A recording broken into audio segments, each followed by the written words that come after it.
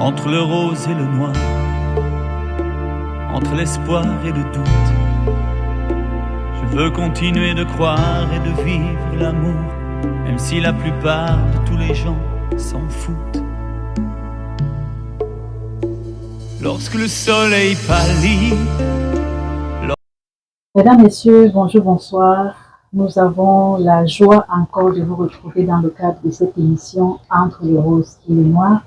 Entre le rose et le noir, c'est notre émission qui s'intéresse à ces familles qui ont en leur sein un enfant, une personne. Ça peut être un enfant, ça peut être un adolescent ou un adulte à besoin spécifique. Nous avons à chaque fois le privilège et le bonheur d'aller vers ces familles, de recevoir ici ses parents. Et c'est toujours un plaisir pour nous de rentrer dans leur histoire, de partager leur vécu, de les laisser nous raconter leur histoire et leur parcours. Et pour l'occasion de ce jour, je suis très, très heureuse de recevoir quelqu'un de spécial. C'est vrai qu'à chaque fois, ça a été quelqu'un de spécial ici, ce sera toujours le cas. Mais aujourd'hui, c'est particulièrement spécial parce que je reçois un papa, je vais dire le premier sur la liste et j'espère qu'elle sera longue, un papa spécial d'une jeune fille spéciale. C'est un papa qu'on ne présente plus dans le monde de l'autisme au Cameroun et je crois de plus en plus au-delà aussi. C'est un papa très présent sur la scène de la sensibilisation. C'est un responsable d'association, c'est un papa impliqué, c'est un papa inspirant. Je pense que je n'ai pas tous les mots pour le présenter assez, parce qu'il est là et qu'il va le faire lui-même. Et j'ai le plaisir justement de faire cet entretien avec toi, Papa Kwame. Bonjour. Bonjour. Papa Kwame, c'est comme ça que nous on l'appelle, mais je vais lui laisser le soin de se présenter. Oui, c'est ça. Kwame, c'est mon prénom. Je m'appelle Kwame Chokobu. Ok. Et voilà, je suis effectivement papa d'une fille autiste que toutes les personnes du monde de l'autisme au Cameroun connaissent déjà. Ah, Je crois que sa page Facebook a plus d'abonnés que la mienne, donc ça prouve que vraiment Kalimba devient vraiment une personnalité. Kalimba a 13 ans. Et oui, en effet, il vit avec l'autisme qui a été détecté depuis ses 4 ans, 5 ans, par là. Wow. Voilà. Donc voilà. Ok. Et qu'est-ce que tu dirais qu'elle a de spécial, juste comme ça, spontanément? Ce qui me vient à première vue quand on me pose cette question, c'est son lien avec la musique. Bon, déjà, il faut dire que son prénom, s'appelle Faith Kalimba. Faith, c'est la foi. Kalimba, c'est le nom d'un instrument de musique parce que déjà je suis musicien, je n'ai pas précisé ça, je suis musicien et technicien du son. Et voilà, Kalimba, c'est cet instrument qu'on appelle piano à pouce chez les blancs, qu'on appelle, enfin c'est le piano, ce qu'on joue un peu dans le mangambé là, que Pierre Didi Chakoum te joue, ça s'appelle piano, mais au sud du Congo on l'appelle Kalimba. Wow. Et comme la musique fait partie de mon métier et que je voulais la placer sur ce signe-là, je lui ai donné ce prénom qui pour moi est africain et est très très joli comme prénom, je trouve aussi. En fait, c'est comme si elle a été vaccinée. Oui, parce que voilà, dès ses premiers mois, on a constaté déjà qu'elle elle avait un attrait pour la musique très fort, elle chantait tout le temps, elle chante très bien, elle chante très juste. Elle est très à l'aise avec tous les instruments, à l'aise avec les ordinateurs, tout ce qui va dans le sens de la musique en fait. Wow. Donc voilà, aujourd'hui Kalimba, je peux dire que c'est une mission accomplie. Maintenant, à son âge, il y a quand même des priorités qui sont quand même de la rendre un minimum autonome et de contribuer à l'intégrer durablement dans la société camerounaise. C'est je crois, le combat de tous les parents d'enfants spéciaux. Ouais.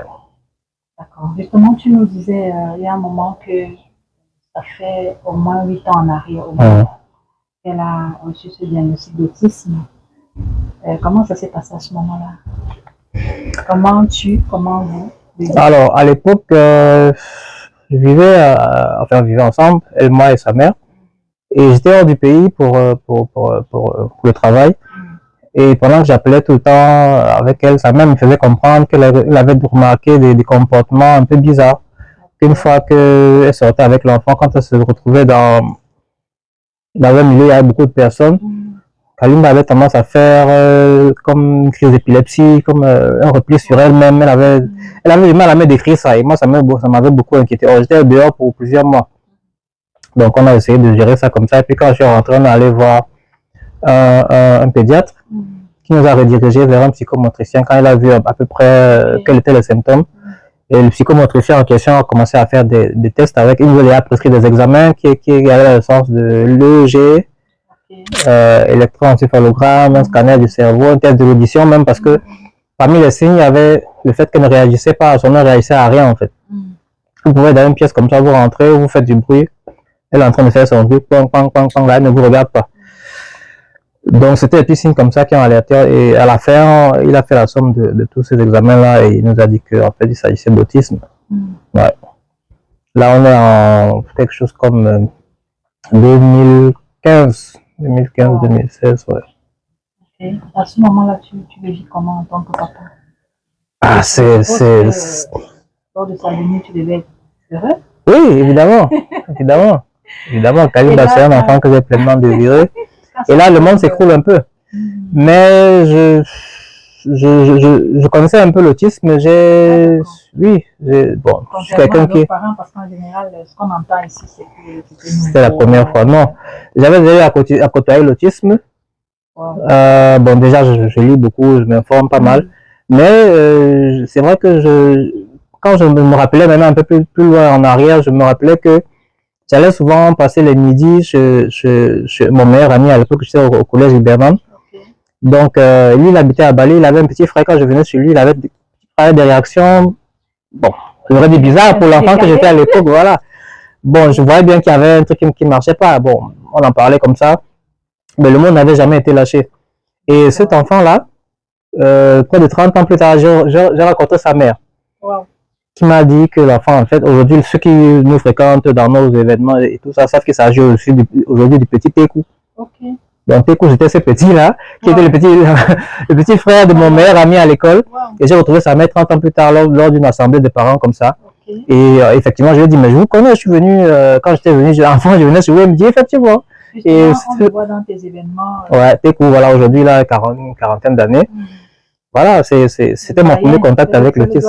C'est le doyen des enfants, entre guillemets, de la cause, et en fait des enfants autistes de Douala en général. Et voilà, ça c'était mon premier contact physique avec l'autisme. Et puis, chemin faisant aussi, c'est vrai que j'ai un ami très proche qui s'appelle René, et qui a un enfant aussi autiste, qui doit avoir dans les 16 ans aujourd'hui, qui s'appelle Tiki. Et voilà, quand Tiki est né, moi, je venais très souvent chez René, c'est un collègue du travail en plus en même temps.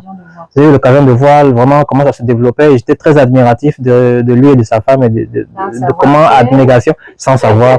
Et laisse-moi te dire que quand je venais souvent chez eux, je me disais, mais c'est fou ce qu'ils font. Moi, j'aimerais sûrement pas être comme ça. J'aimerais vraiment, j'ai trop d'admiration pour eux. Comment ils font vraiment, non. Que Dieu me garde de ça vraiment. Dieu m'a dit, ok, ah bon, hein. Et c'est arrivé, et voilà, j'ai pensé à ça très fort quand j'ai eu ce diagnostic-là. Je me suis dit, mais peut-être qu'aussi avec mes pensées, j'ai attiré ça. Parce que j'étais tellement, même à l'hôpital, quand ma fille naissait, j'étais tellement, donc, pourvu qu'elle n'ait rien, pourvu que ça se passe bien, pourvu que j'étais tellement anxieux comme ça. Bon, voilà.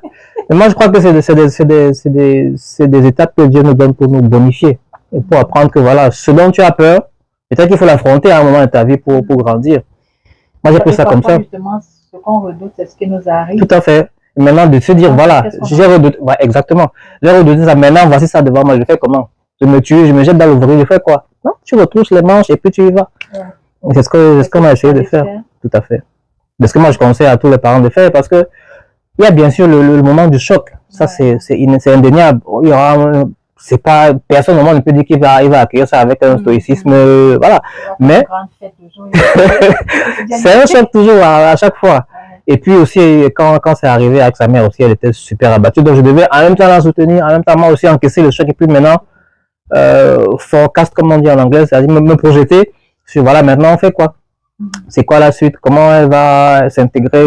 Qu'est-ce qu'il faut faire même déjà? C'est quoi la suite? C'est sur c'est quoi la suite là que je suis tombé aussi sur certains parents, parmi lesquels toi, les gens comme Emma Kanté, les gens comme Mignonek et tout ça, qui m'ont intégré dans une espèce de mouvance de parents qui était très positive. Il y avait des assemblées, il y avait ouais, et c'est vraiment ça qui m'a aidé à, je sais pas ce que j'aurais été sans cette initiative là. Donc c'est compliqué en fait. Ouais. Donc on a beaucoup de parents qui généralement, bon, je suis souvent passé à mon mari comme ça, mon téléphone sonne, voilà, on m'a donné votre numéro, je viens d'avoir un enfant, tu sais pas comment faire, machin. Et la première chose que je dis toujours, c'est aller vers d'autres personnes. On a une communauté de parents aujourd'hui, ça sert à ça. On peut s'entraider, on peut partager des expériences, c'est un soutien énorme. C'est plus fort que, je sais pas, comme psychologue ou quoi que ce soit, de voir quelqu'un qui a vécu ce que tu as vécu et qui peut te comprendre. Une, deux, trois, quatre personnes ont fini par prendre ça avec positivité. Donc, ça a été vraiment la première chose qui m'a vraiment aidé à m'en sortir, si je peux dire ça comme ça. Parce qu'au départ, on est au fond du gouffre, hein, on se dit, mais pourquoi moi? Parfois aussi, quand on pense avoir traversé la période du choc, ça arrive qu'on pleure encore. Bien sûr. Parce que la réalité est là. Bien sûr. Le quotidien nous parle. Face comment dire ça, aux demandes sociales que la société demande et attend de lui, l'environnement, la famille et tout. Parfois, il y a des carrefours en craque. Heureusement, parce que ça permet aussi de se relancer. Tu n'as pas tenu 1 an, 2 ans, 3 ans, 4 ans, tu te bats. À un moment, tu as besoin de décompresser. Et parfois, ça passe par une bonne crise de larmes, mais après, tu repars du bon pied, quoi. Ouais, c'est ça. Et c'est en réalité ce qu'on souhaite à tous les parents qui nous écoutent, qu'au creux de la vague, qu'ils puissent reprendre de l'envol, parce que c'est aussi possible à un niveau où on sent qu'on a craqué, de baisser les bras et de se dire que bah, oui, il faut reculer pour mieux sauter parfois. Ouais. Ok. Derrière tout ce qu'on dit, il y a forcément un parcours, parce que entre il y a 8, 9, 10 ans et maintenant, c'est une grande fille. Ouais. Beaucoup doivent couler sur le pont. Ah oui, ça. Oui, aujourd'hui, bon, de toute façon, je n'ai jamais eu de problème à sortir avec elle, à l'exposer. Parce que je pense qu'il faut que les gens sachent. Bon, certaines personnes me le reprochent d'ailleurs. Tu exposes trop ça à ta fille. Moi, je lui ai créé une page Facebook. J'essaie de faire en sorte que, voilà, la première chose qu'on sache de moi quand on me connaît, c'est que j'ai une fille autiste. D'abord, ça fait partie de moi. Non, absolument pas. Et c'est une forme de sensibilisation. Parce que, c'est pas, demain je vais arriver à un anniversaire avec mon enfant, il faudra bien que, dès qu'on sait que, voilà, elle est autiste, bon, le regard change un petit peu. C'est plus, ah, pourquoi la fille là est bizarre comme ça, machin, on comprend qu'il y a quelque chose. Et maintenant, à savoir l'autisme, c'est quoi? Qu'est-ce qu'on peut faire pour qu'elle se sente bien? Exactement. Et pour moi, c'est la plus grande forme de sensibilisation. Aujourd'hui, il y a une piscine qu'elle fréquente depuis des années. Aujourd'hui, on la connaît là-bas, on connaît un peu ses réactions. Mes enfants qui viennent nager la connaissent, le maître nageur la connaît. Il a appris à son contact comment travailler avec les enfants autistes. Il me dit, mais moi je regarde, et c'est vrai, l'autre jour on était à la piscine, il y a un truc tout bête qu'elle a fait. J'ai voulu mettre ça dans notre groupe, peut-être que je vais le faire après, maintenant que je me rappelle de ça. C'était le petit jeu de se lancer le ballon. Il prend le ballon, il lui lance, elle lui relance, il lance. C'est un truc qu'elle n'arrivait pas à faire jusqu'à il y a 1 an. C'était pas possible. Ça semble super simple, élémentaire, non? Pourtant, c'est un geste de socialisation qui est super compliqué pour la plupart des enfants. De comprendre le rôle. C'est un jeu de rôle. En fait, tu vois des lots. C'est ça. Pour le commun des mortels, c'est juste un ballon. Lance! On lance juste. Mais ce qu'il faut savoir que les gens sachent, c'est que l'enfant ne comprend pourquoi je dois lancer le ballon. Ouais. Tu m'as donné un ballon, ok, je vais le ballon. Pourquoi je te le lance? C'est une action sociale, en fait. J'interagis de façon sociale avec toi. Et ça, c'est quelque chose. C'est des choses que je voyais et qui, aujourd'hui, je me dis, ah, mais il y a vraiment un chemin qui a été fait. Un truc tout simple comme ça, en dehors des petites victoires, comme peut-être aujourd'hui, savoir être propre, savoir dire quand elle a faim, pouvoir aller aux toilettes elle-même, pouvoir se laver elle-même, se brosser les dents. J'ai parlé encore hier avec un parent de Kinshasa, qui me disait qu'elle était super contente parce que son enfant, Samantha, elle s'appelle, je la salue, je crois qu'elle est dans la communauté. La mère s'appelle Solange, elle est à Goma, au Congo. Il m'a envoyé des photos, sa fille se brosse. La dernière fois qu'on en parlait, c'était pas ça. Ouais. Donc c'est bon, les autres on ne peut pas comprendre. Nous on a nos victoires là qui sont sucrées dans le cœur là que les gens ne peuvent pas comprendre. Donc oui, c'est des choses comme ça. Et bon, maintenant il faut aussi voir aussi à plus long terme. Ça c'est des petites victoires personnelles, familiales. Mais le long terme, c'est toujours ce qui Il y a est. demain, il y a l'avenir, il y a... C'est ça, il y a la société, il y a l'autonomie. Il y a l'adolescence et tout ça. Justement, en parlant d'adolescence... Ouais. Comment ça se passe? Ben écoute, Kalimba, c'est une fille qui est très développée physiquement. Je crois que tous les gens qui l'ont vu la dernière fois ont pu se rendre compte. Là, elle va avoir 13 ans en début novembre. Elle est une femme, si je peux dire, depuis pratiquement 2 ans, parce qu'elle a ses menstrues déjà et tout. Donc, une routine à mettre en place. Non, j'étais super anxieux par rapport à ça, mais Dieu merci. Ça se passe super bien. Elle s'est même déjà gagnée même sa culotte quand ça vient. Oui, oui, je le faisais pour elle au début, après, maintenant, elle arrive à le faire. Avant de se laver, elle s'est enlevée, la serviette usagée, elle a roulé, allez. Non, c'est beaucoup moins angoissant que je ne pensais, honnêtement. Honnêtement, c'est ouais. Et puis, elle a, bon, maintenant aussi.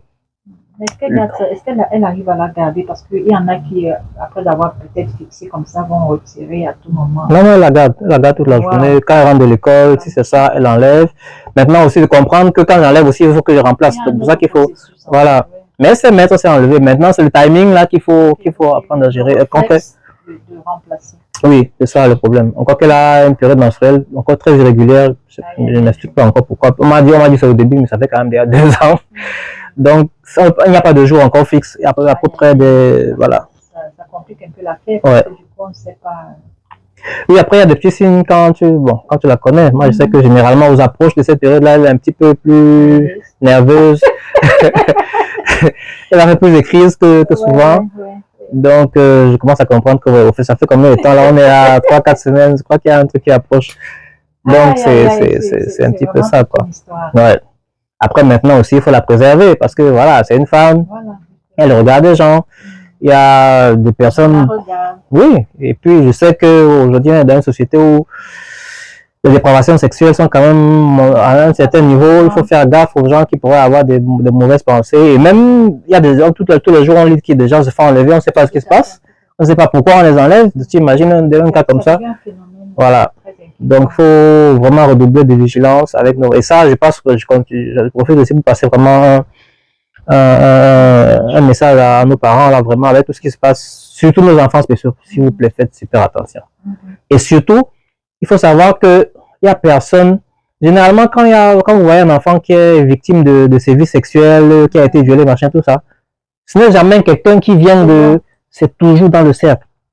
Personne n'est insoupçonnable. Dites-vous ça, personne n'est insoupçonnable. Ça peut être le frère, ça peut être le père, même moi qui parle là. Je veux dire que quand une situation arrive, il ne faut jamais dire que non, ça ne peut pas être lui. Parce que c'est toujours la personne qu'on ne soupçonne pas, le tonton chez qui on savait que non, ou bien le frère. Super vigilant. Super vigilant. Moi, je suis très regardant là-dessus. Il n'y a personne pour moi qui est hors de soupçon. Ça ne veut pas dire que je vais devenir paranoïaque, mais il faut quand même, il faut ce qu'il faut pour être vigilant. Parce que c'est des gens, malheureusement, qui ne pourront pas vous dire que voilà, je suis allé là-bas, tonton m'a fait ci. Je parle du cas de ma fille, par exemple. Elle ne saura peut-être pas me dire. Bon, je l'ai appris un peu à savoir dire quand ça va, elle a mal quelque part, elle va dire ça fait mal. Elle a mal au ventre, elle va toucher, elle va dire ça fait mal. Essaie de le dire. Mais est-ce qu'il sera forcément le lien entre savoir dire si c'est passé un truc de louche? Donc, il faut être super vigilant avec ça. Tout à fait. Et le point que tu soulèves là, il est très important de relever justement que ils ne vont pas toujours raconter ou relayer. Pas faute de leur vouloir, mais peut-être à défaut de pouvoir le faire. Oui, il faut des moyens de communication. C'est ce qui explique souvent aussi que certains enfants font des crises. Moi, j'ai eu une période très compliquée où c'était justement avant l'apparition de ces règles, où elle avait des crises interminables, où elle se cognait la tête, où elle griffait tout le monde, elle mordait les gens. Mais après, en parlant aussi avec des spécialistes, notamment Amar, que je salue au passage, qui m'explique que c'est souvent parce qu'on ne sait pas déchiffrer. Tout ce qu'elle fait, c'est des messages qu'elle envoie. Non, on va juste machin, elle ne veut pas manger, c'est quoi la tête. Mais tout c'est toujours pour une raison. Voilà, ce qu'il disait, c'est que c'est tout ce que l'enfant autiste fait, c'est toujours pour une raison. Il ne fait rien pour rien. Si c'est cogne la tête, il y a une raison à ça. C'est à nous de chercher à la découvrir. C'est pas évident, évidemment, mais voilà, c'est des choses qu'il ne faut pas perdre de vue, toujours. Ouais. Donc, il y a ce point-là. Il y a aussi le fait qu'il faut peut-être le relever aussi. Ils n'ont pas, en général, la capacité de voir le danger arriver Mhm. et de se prémunir. Donc, ils peuvent être déjà comme les enfants en général, mais eux encore plus. Ouais. Ça veut dire qu'ils peuvent facilement, pour un tonton qui est souvent là et tout, ne pas voir la situation glisser vers un abus. Mhm. C'est pour ça qu'on doit être vigilant. Tout à fait. Même si en grandissant, il y a quand même, je crois que cette peur du danger, c'est quelque chose que nous avons pour nous prémunir, pour nous protéger de ce qui pourrait arriver. Imagine si on n'avait pas peur du danger, on verrait la voiture arriver, on ne fuirait pas. Or, elle commence à avoir ça. Et moi, par exemple, je suis monté sur une moto avec elle l'autre jour. Et quand on arrive au carrefour, et qu'il y a une voiture qui arrive, là, il y a les klaxons. Tu vois, avant, elle ne réagissait pas à ça. Elle était complètement transparente à tout ce qui pouvait arriver. On passe devant un portail, il y a un chien qui aboie. Ça l'intrigue, elle veut aller mettre la main pour voir, mais c'est quoi ce truc qui, tu vois? Il y avait des chats à la maison, chez sa grand-mère. Elle joue avec les chats comme les nounours, tu vois, mais aujourd'hui, en grandissant, il y a ces acquis-là qui arrivent. Elle a un peu de recul par rapport à ça. Elle a même peur, elle n'avait peur de rien avant. Le petit à petit, il arrive à avoir peur, on traverse la route et on regarde quand la voiture approche là. Tu vois, avant, il n'y avait pas ça. Donc, ça, c'est intéressant et du coup, ça me fait penser. Quand tu le dis, je pense à mon fils, Dave. Parfois, je lui dis, mais depuis quand tu as peur, en fait? Depuis quand tu as peur d'aller dans une pièce tout seul, d'un café qui depuis quand? Ça veut dire qu'il évolue. C'est une évolution. Parce que, contrairement à ce qu'on pourrait croire, la peur est une très bonne chose pour l'être humain. C'est un réflexe pour nous protéger. Mais la peur réflexe. Ouais, cette peur-là, pas d'autre. Celle-là en particulier, effectivement. Ok, on n'a pas toute la journée, donc on va parler un peu de la scolarité, de sa scolarisation. Et j'aime ce point parce que ça va nous permettre de toucher la réalité de la déscolarisation des enfants. Parce que là, on est en septembre, il y a toute une euphorie autour de la rentrée scolaire. Est-ce que tu es dans ce bain-là et ça te parle? Tu as un autre modèle? C'est vrai, je suis dans ce bain, mais un petit peu à moitié parce que j'ai une expérience un peu compliquée avec la scolarisation de Kalimba. Parce qu'au jour d'aujourd'hui, elle a fréquenté quelque chose comme 5 à 6 établissements, peut-être 3 ans, avec toujours des échecs, des déconvenus. Ce qui ressort au vu de tout ça avec le recul, c'est le caractère inadapté de la plupart de nos institutions, que ce soit entre guillemets spécialisées ou les écoles ordinaires. Parce que déjà, il faut savoir que tous les enfants ont droit à l'éducation et que ce n'est pas une faveur qu'on nous fait en acceptant nos enfants dans les écoles. Merci de dire ça. Parce que c'est une impression qu'on a. Moi, à un moment, avec sa mère, on a marché avec elle au bras comme ça, dans toutes les écoles de la 5e. Oui, on voulait juste qu'elle se sérieuse, on voulait la mettre dans une école où elle peut rencontrer d'autres enfants, interagir avec eux socialement, et puis maintenant, avoir du travail didactique à la maison, pour qu'elle puisse avoir au moins ces deux-là, mais on n'accepte nulle part. Bon, Dieu merci, on est rentré comme ça aussi, après avoir fait certaines écoles, on est entré dans une école à la Pomme où on a rencontré une directrice qui était super sympa et super aimante avec les enfants, qui avait l'expérience surtout, parce que c'était quelqu'un qui avait étudié à l'étranger, qui savait comment ça se passe. Donc dès qu'elle a vu Kalimba, elle a compris. Et on lui a expliqué, elle a dit ok, il n'y a pas de souci, on va commencer avec elle. Et Kalimba était la première élève différente là-bas. Aujourd'hui, l'école est connue comme une école inclusive, mais Kalimba était la première. Et c'était un peu la pionnière là-bas. Ouais, mais avant qu'on arrive là-bas, il y avait plein d'expériences où ça ne marchait pas, les gens ne comprenaient pas, le personnel enseignant surtout ne comprenait pas ce qu'il avait, comment appréhender, comment gérer. Dans l'école où tout le temps on m'appelait au téléphone. Oui, mais parfois au début ils ne vous disent pas ça, parce que ce qu'il faut dire c'est que aussi ces écoles-là qui acceptent nos enfants le font toujours moyennant un supplément. En plus de ce qu'on va, de 300 000 ou de je ne sais pas quoi qu'on va payer pour la pension normale, il y aura toujours un 100 000 ou un 150 000 qui va s'ajouter.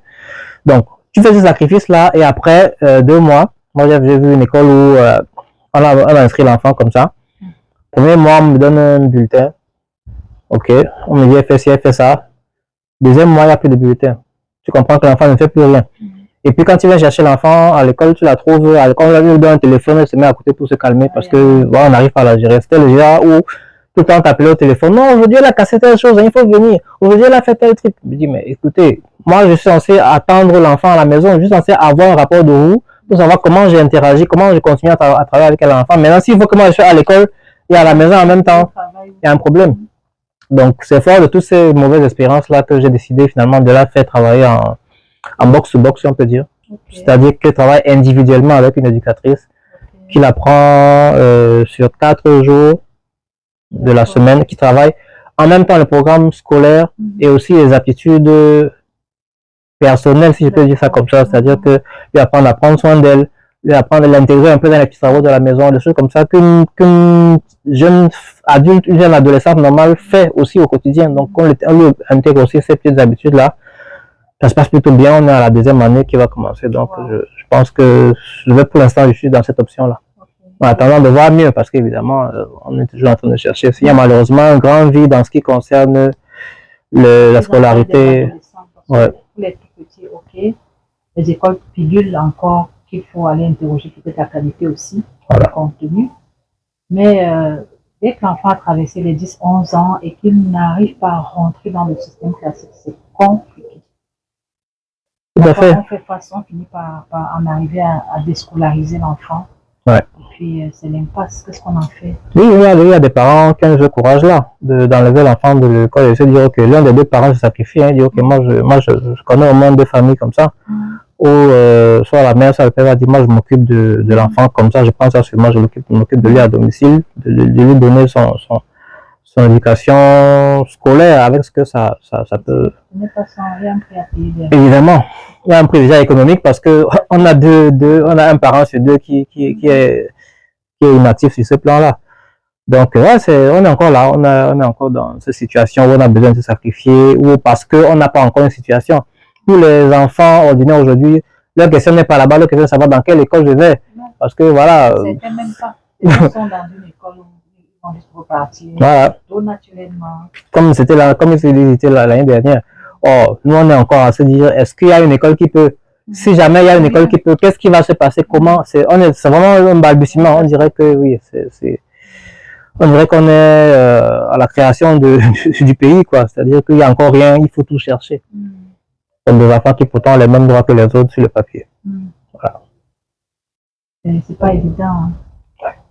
Il y a beaucoup de parents qui nous regardent et qui comprennent, du moins pour ceux qui sont concernés, qui comprennent à quel point ce n'est vraiment pas évident. Et nous en profitons pour vous souhaiter du courage en ce moment. On sait que c'est un casse-tête chinois de trouver une école pour votre enfant autiste ou autre chose, parce qu'il n'y a pas que ça. Il y a les infinités motrices cérébrales, il y a la trisomie 21, il y a le TDAH. Il y a la paralysie cérébrale. C'est pas évident. Beaucoup de courage. Et vraiment, comme on l'a dit au début, il faut surtout pas abandonner, il faut tenir bon malgré les difficultés. Papa Kwame, quel est ton rêve pour elle? Écoute, mon rêve, c'est d'assister à son mariage un jour. Aïe, aïe, aïe. Ben écoute, c'est pas des rêves, hein. Les rêves, il n'y a pas de limite aux rêves. Hein, de l'avoir épanouie dans ce qu'elle aime. Je crois que ce qu'elle aime, c'est la musique. La musique, ça se dessine quand même déjà depuis. Voilà, on a fait avec l'association Cause la semaine de l'autisme qu'on fait chaque année. Et beaucoup de personnes ont pu voir l'étendue de son talent en termes de chant et tout ça. Où elle a fait une chanson avec sa mère aussi qui était très, très poignante. Donc, ouais, qu'elle puisse faire sa musique. Bon, je suis en train de poser un petit peu les jalons pour qu'on puisse faire ça de façon professionnelle avec le temps. Et créer une structure qui pourra encadrer ce qu'elle fait musicalement parlant. Donc, on est à pied d'œuvre. Voilà. Ok. Justement, tu... Ouais, on représente. De l'association. Alors, Cause Culture, Autisme et Sensibilisation, c'est une association que j'ai créée il y a environ 5 ans avec des amis, principalement. Même pas des personnes, même pas des parents autistes, mais des amis qui me connaissent, qui m'ont vu m'empêtrer, me battre, me débattre dans mes problèmes. Et bon, c'est vrai que je faisais déjà partie de certains groupements de parents, comme tu sais, notamment avec Emma Kanté et d'autres parents. Et puis, bon, on s'est dit, écoute, faisons un truc. Moi, je me suis toujours dit, on peut profiter de certains canaux pour sensibiliser, parce qu'après avoir fait des marches et tout ça, je me suis dit, bon, on peut aussi créer d'autres moyens. La musique, c'est quand même la culture en général, pas que la musique, c'est un gros vecteur de sensibilisation. C'est des vecteurs qui ont, c'est des canaux qui ont la magie de pouvoir pénétrer toutes les maisons, toutes les familles, tous les foyers. Pourquoi ne pas se servir de ça pour parler de l'autisme, pour sensibiliser sur l'autisme et soutenir aussi toutes les actions culturelles qui vont dans ce sens, notamment des films comme un film comme le 2 avril. Il y en a d'autres, il y a des créations, il y a des livres qui sont faits pour les enfants, pour éduquer les enfants, pour leur faire comprendre c'est quoi l'autisme. Parce que moi, je dis toujours, le problème de l'autisme, où qu'on soit dans le monde, c'est pas l'autisme lui-même, c'est pas l'autiste lui-même. C'est la perception que la majorité, nous qui sommes entre guillemets normaux là, nous qui avons décidé que c'est nous la norme parce qu'on est les plus nombreux là. Pourquoi faut-il aller savoir si tu es normal, toi? Justement, tu vois. Mais nous les normaux qui avons dit que voilà, eux là ce sont les anormaux. La perception que nous avons d'eux, c'est ça qui est le problème de l'autisme en fait. Parce que quand tu regardes ma fille, quand c'est le matin, elle va à son piano, elle n'a aucun problème. Elle est à l'aise, elle est zen, elle va au piano, elle joue, elle prend sa tablette, elle va à la piscine, machin. Elle n'a aucun problème. Mais à partir du moment où elle va faire toucher quelqu'un dans la piscine, comme elle fait souvent, parce que voilà, c'est notre chic, elle va vous être venue toucher quelqu'un, elle aime bien les bijoux, les boucles de rêve, une femme elle va venir toucher. La femme va dire, pourquoi l'enfant? À ce moment, il y a un problème. Mais jusque-là, il n'y avait rien, l'enfant, tu vois. Donc, mais si cette personne est sensibilisée et qu'elle sait, on est dans un monde parfait. On est dans un monde parfait. Donc, c'est cette incompréhension-là, ce gap, ce vide qui est entre les personnes autistes et celles qui sont le monde, comme on peut le dire. C'est ça qui est le problème de l'autisme. Et c'est à ça que nous nous attaquons et que nous essayons, ces barrières qu'on essaie de briser à travers la manifestation aussi de potentialité des enfants autistes. On a fait par exemple, il y a eu un très beau défilé de mode qui a eu lieu pendant la semaine de l'autisme. C'était très émouvant, on avait des enfants défiler, chanter, peindre. Voilà, que les gens sachent que eux aussi. De très belles occasions ouais. leur permettre de s'exprimer. Tout à fait, tout à fait. Leur talent et plein d'autres choses. Voilà. Vivement, on attend la semaine de l'autisme. Mais déjà, le Noël différent en décembre. Comme chaque année, avec. Notre rendez-vous que la cause nous permet de vivre. Tout à fait. Peut-être qu'on va commencer à sortir. Ok. Qu'est-ce que tu dirais à un papa qui t'écoute? Parce que de manière générale, quand même, on a constaté que les papas, quand l'autisme se pointe, il a failli dire, eux, ils se dépointent, mais c'est pas mal ça. Ouais. On a constaté que les papas se retirent souvent de cette réalité. Soit ils s'en vont carrément, soit ils sont là, mais ils ne sont pas présents dans la situation. C'est la mère qui porte, c'est la mère qui monte, qui descend. D'ailleurs, dans les groupes d'échange de parents, il y a naturellement plus de femmes, plus de mamans que de papas. On les compte. Toi, tu es un papa inspirant. Vraiment, cela ne souffre d'aucun doute. C'est unanimement que nous pouvons le dire. Qu'est-ce que tu dirais à un papa qui t'écoute et qui se demande est-ce que ça vaut même la peine de l'intéresser à cet enfant-là? C'est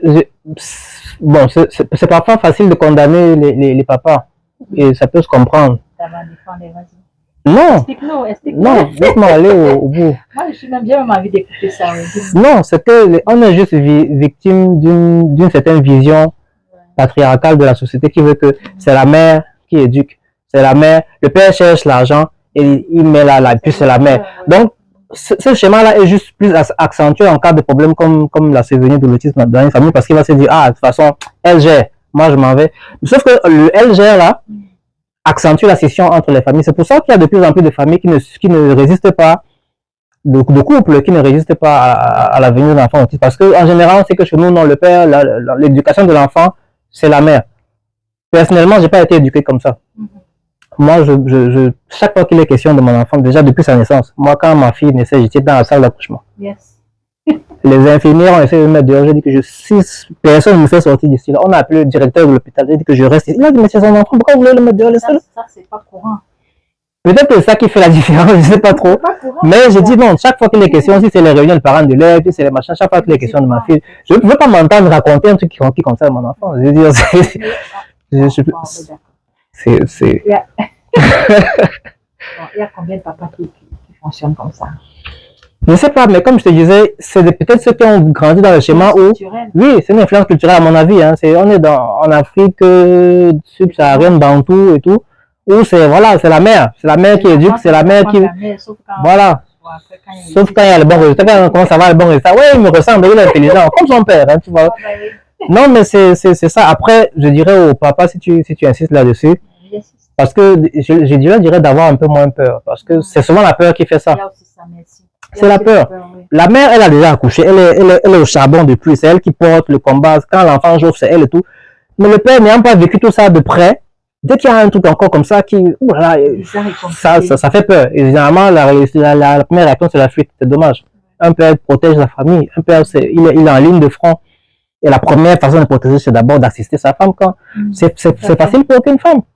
Ce n'est pas facile pour personne de vivre ça. Et moi, dans nos réunions, on rencontre tout le temps des combattants.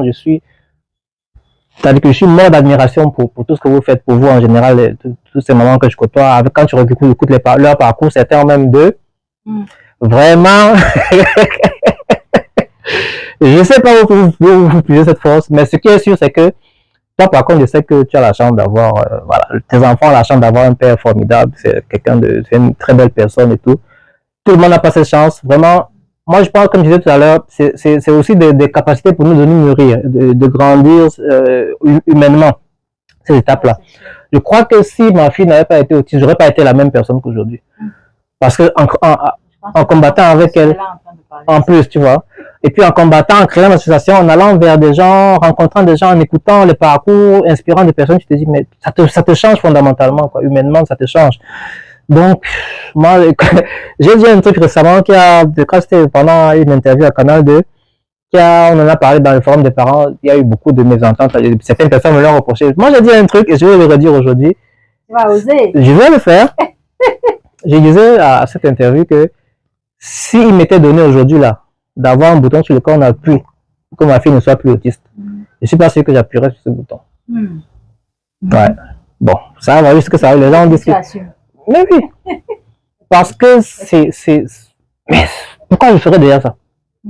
Parce que je pense que la vie serait plus facile si ma fille n'était pas autiste? C'est pas sûr. Parce qu'il faudrait recommencer à zéro. Moi, ma fille, je la connais. T'as dit que c'est même que ma fille, c'est une partie de moi carrément. Donc, je la connais au doigt et à l'œil. Il faudrait recommencer à faire tout ce parcours. C'est juste la peur peut-être de demain. Moi, j'ai ma fille comme elle est. Je veux dire, peut-être que j'aimerais moi-même. Elle est née à quelques heures avant deux sœurs jumelles, ces deux cousines qui sont jumelles.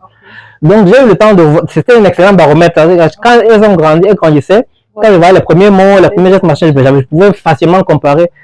Et c'est pas facile. C'est pas facile de voir, tu vois comment les autres, elles sont, et tu vois ta fille, tu te dis, c'est pas évident du tout, quoi. Mais c'est elle. Elle est comme ça, elle a sa personnalité, elle a, mais oui. Maintenant, c'est à moi aussi de me battre comme il faut pour que demain, elle puisse avoir le maximum d'autonomie possible.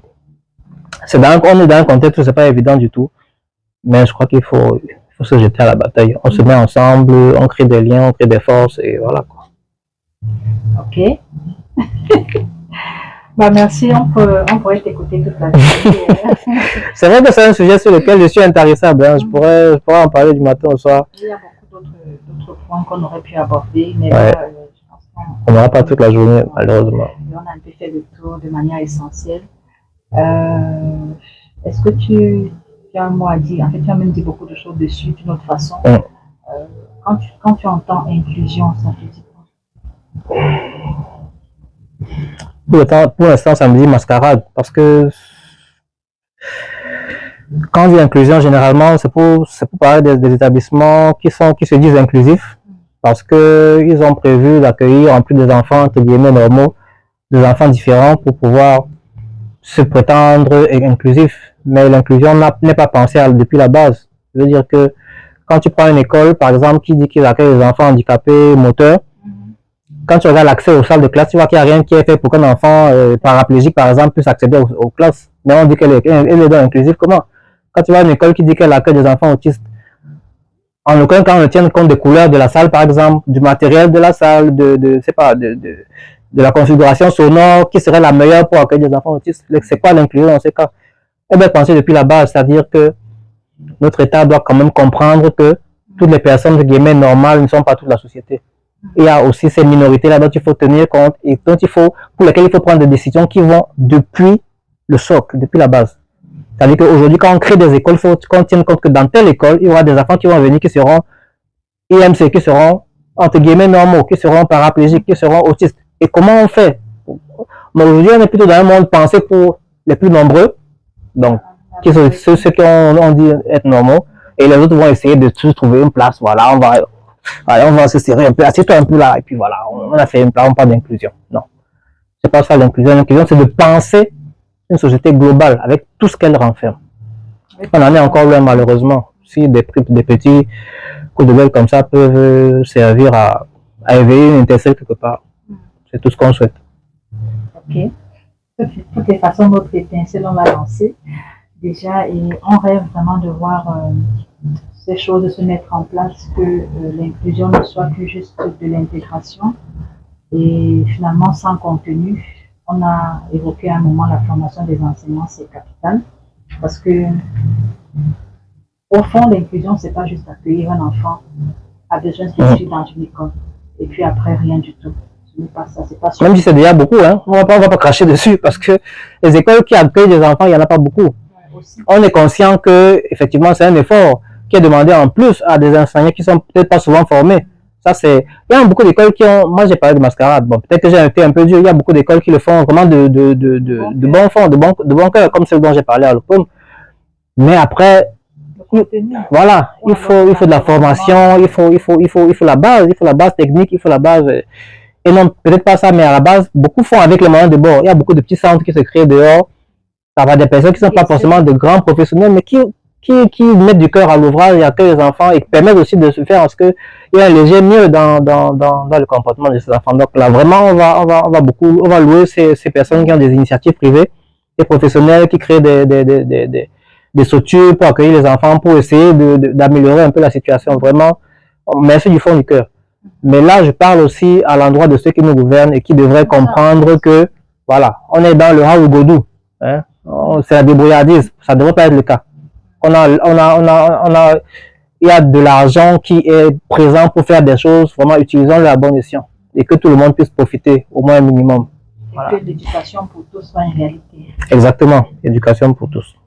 On va te remercier. C'est moi.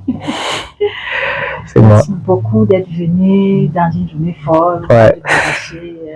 Tout à fait. Merci pour le sacrifice, merci pour ta disponibilité. Quand on parle d'autisme, je suis toujours présent. Faut pas oublier ça.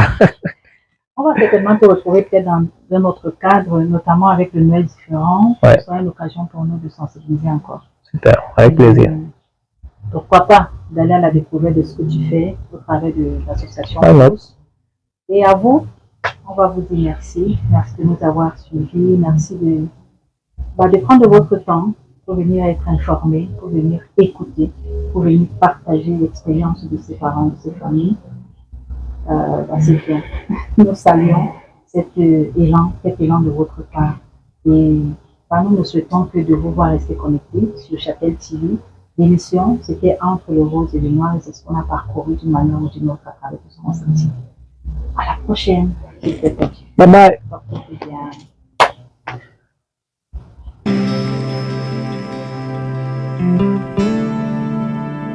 Entre le rose et le noir,